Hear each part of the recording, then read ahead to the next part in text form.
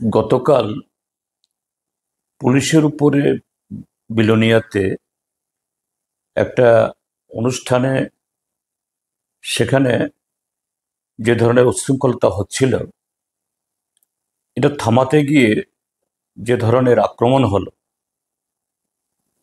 যে বিলোনিয়া থানার ওসিকে মঞ্চ থেকে নামিয়ে বেধড়ক পেটানো হলো, এটা অত্যন্ত নক্কারজনক ঘটনা। নিন্দা জানার কোনো ভাষা নেই।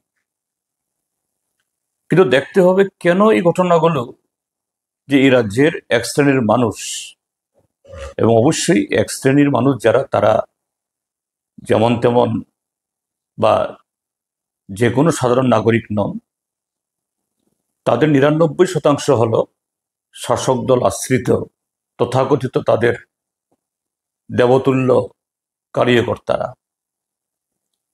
যে এই কার্যকর্তারা, শাসক দলের আশ্রিত এই সমস্ত লোকগুলো গত ৭.৫ বছর ধরে যেভাবে আইনকে ভুলুণ্ঠিত করে এই রাজ্যের মানুষের গণতান্ত্রিক অধিকার, স্বাধীনভাবে চলাফেরা অধিকার এবং জীবনের সমস্ত ক্ষেত্রেতে স্বেচ্ছাচারিতা, এই অপহরণ, লুট, পাচার, অবৈধভাবে সরকারি অফিস থেকে সুযোগ সুবিধা গ্রহণ করা, অন্যদেরকে বঞ্চিত করা, এই সমস্ত ক্ষেত্রেতে প্রশাসনের উপরতলার একটা অংশ শাসক দলের তথা রাজ্যের বর্তমান যারা মন্ত্রী, তাদের অন্যায় আবদার, অন্যায় আদেশ,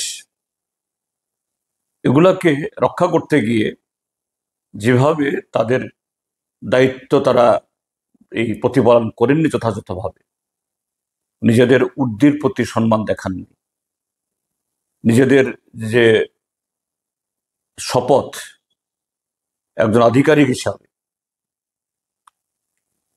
ডিজি হন, আইজি হন, এসপি হন, এসডিপিও হন, সিভিল অ্যাডমিনিস্ট্রেশনের ক্ষেত্রে চিফ সেক্রেটারি থেকে শুরু করে চিফ সেক্রেটারি, ডিস্ট্রিক্ট ম্যাজিস্ট্রেট, এসডিএমরা এই অন্যায়ের সাথে আপোষ করেছেন।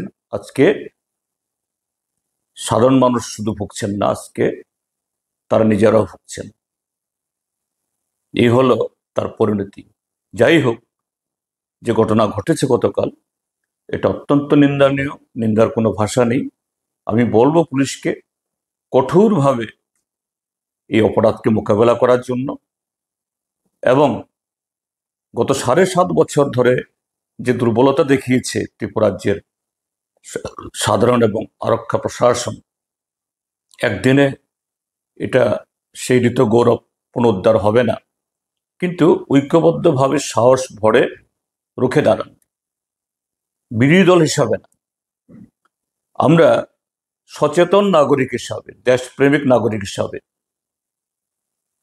সরকারি আধিকারিক তিনি ঊর্ধ্বদারী হন বা ঊর্ধ্বদারী নাও হন, তাদের দায়িত্ব পালনে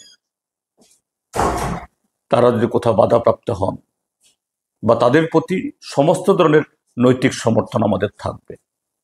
পুলিশ এবং সাধারণ প্রশাসন এগিয়ে যান।